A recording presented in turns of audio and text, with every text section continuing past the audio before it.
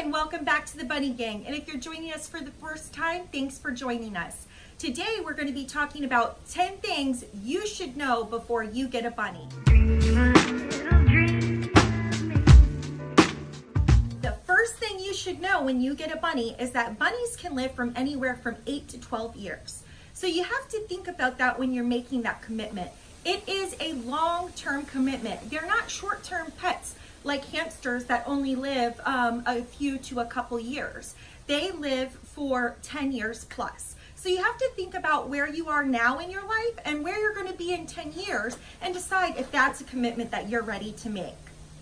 So the second thing to remember when you get a pet bunny is bunnies really don't like to be held and cuddled a lot. Bunnies are prey animals, so when you pick them up, they feel uncomfortable, anxious, and scared.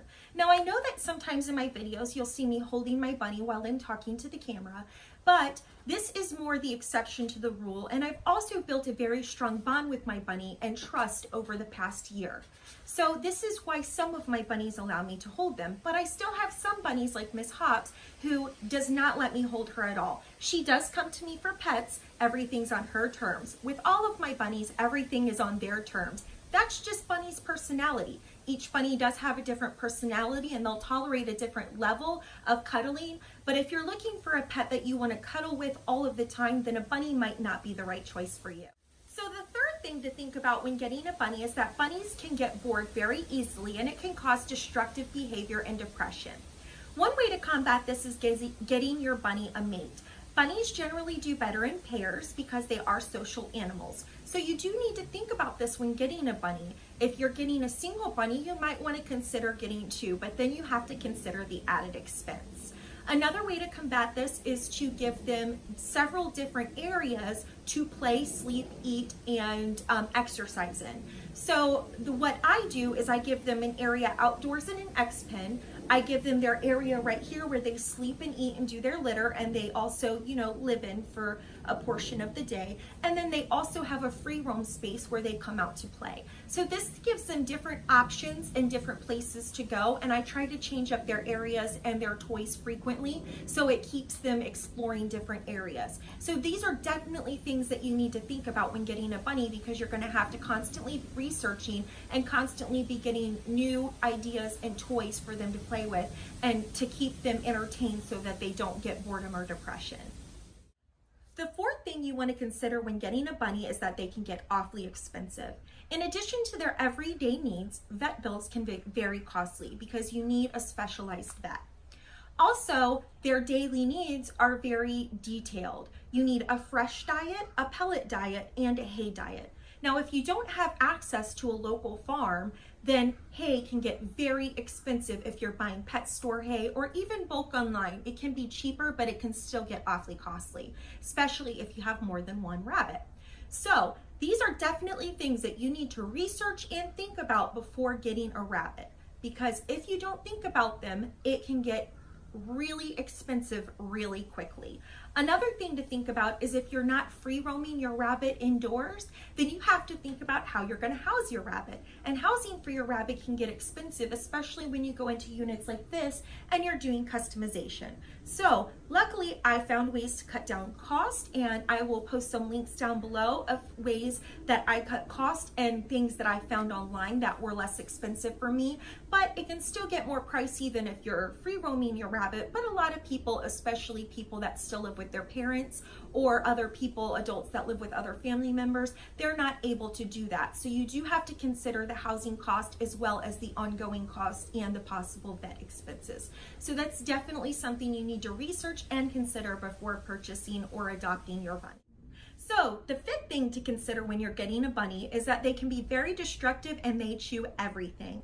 And when I say everything, I do mean everything. They'll chew anything from cords to the cage bottoms, to the floor in their cage bottoms. So you do have to consider this when bunny proofing and when building the units and cages for your bunnies. So this is definitely something you need to consider, and you'll learn this along the way with your bunny. Different bunnies will have tendency to chew different things. Now Lion, he does good with certain cage bottoms that Pinky and Maybell are not able to have in their cage due to their tendency to chew it. So you just have to see what works for you and your rabbit, but it's definitely something you need to research and consider as you're getting your bunny and during the time you have your bunny. So the sixth thing that you need to remember when getting a bunny is that bunnies do require regular grooming and brushing. So this is definitely a step that you cannot skip when having a bunny, because bunnies shed, and if you do not properly groom and brush your rabbit, then they can get hairballs and GI stasis, which can be harmful and even deadly to your bunny if not caught and treated immediately. So this is definitely something that you need to either research and get the materials yourself to groom your bunny, or you need to find a rabbit savvy grooming center in your area that can groom your bunny on a regular basis. So these are definitely things that need to be considered when getting your bunny. So the next thing to consider when getting your bunny is the amount of space that a bunny needs. Bunnies need a lot of space. Bunnies require a lot of space for their home-based cage area, which would be something like an X-pen or a condo. Generally, that's a 4x2 to 4x6 area that you're going to have for your bunny to eat, sleep, and do their business in. So that's where their litter box and their food and their water dishes are going to be. They also need an area to exercise in. Now this can be an additional exercise pen or a bunny run or a bunny proof space in your home. And then I also like to give an additional space outside where the bunny can go out and roam around in an X-pen or either a bunny run and feel the grass in their paws and get some natural stimulation. So these are definitely important things to consider when getting your rabbit and knowing that they do require a lot of space even though they are a smaller pet. The eighth thing you should think about when getting a bunny is that bunnies generally do better in pairs. The best pair to team up is a male-female pair.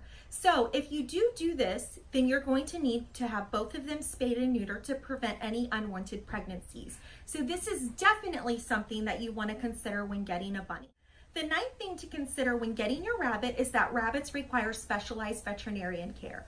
This can not only be difficult to find, but it can also be quite costly. So this is definitely something that you need to research and make sure that you have in your area before bringing your rabbit home. If you don't have one in your area, you need to find out where the nearest exotic veterinarian office is and make sure that it's something that you can be able to do if your rabbit was in a situation that they needed emergency care. So the 10th and last thing to remember when getting a pet rabbit is they're not a good starter pet for young children. Now this is not to say that families with young children in the home should not have a pet rabbit, because I don't believe that. As you guys know, I have a 7-year-old in my home and he has learned how to care for the rabbits, but he is always supervised and he is not in charge of their daily care. That is left up to me, the adult in the household, to do that. So I do not believe it's a good idea to get your child under 10 years old a rabbit to be the main caregiver for. Now this is not to say that they cannot help with their care, but they definitely need to be heavily supervised, especially when handling a rabbit. So this is something you want to consider when getting a rabbit for your family, that the adult in the household is willing to take on the responsibility and it's not left up to the children as a starter pet. They do have specialized needs, including a special diet, and they can get sick very quickly, and that needs an adult to monitor their behaviors to make sure that they're still healthy and that they don't have any lingering illnesses. So thank you for joining us today, and those are the 10 things that you need to know if you're considering getting a bunny. Especially with Easter coming up, I felt this was a very important video to make. A lot of people consider getting a bunny for their family during the Easter holiday time, and it's important that you do your research and understand what kind of commitment and long-term care that a bunny needs, and also the expense of it all. So if you are considering getting a bunny this Easter, please do your research and make sure it's something that you're willing to care for the next 10 years or more. Thanks guys, and don't forget to subscribe to our channel and like our video if you want to see more like it. Also, press that bell notification so you don't miss out of any of our future videos.